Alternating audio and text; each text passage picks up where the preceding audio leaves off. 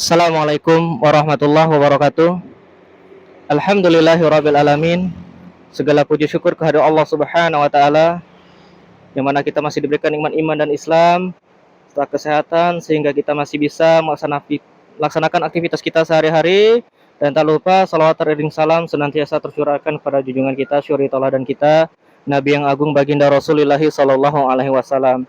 Semoga kita selalu istiqomah dalam menjalankan sunnah-sunnah yang diajarkan oleh baginda Rasulullah sallallahu alaihi wasallam.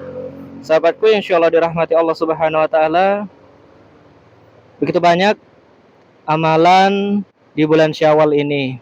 Salah satunya yaitu puasa sunnah 6 hari yang diajarkan oleh baginda Rasulullah sallallahu alaihi wasallam, yang pahalanya setara dengan puasa 1 tahun penuh.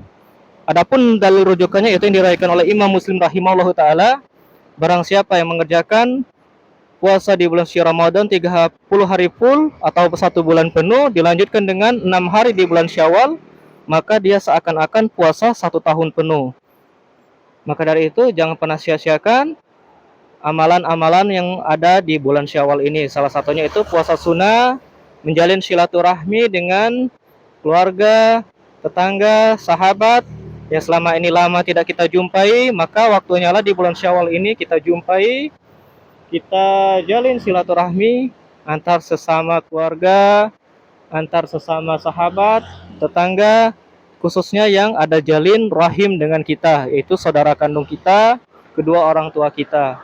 Itu adalah wajib yang diajarkan oleh baginda Rasulullah SAW. Barang siapa yang menjalin hubungan antar satu rahim atau saudara, maka Allah mudahkan jalan baginya untuk menuju surga.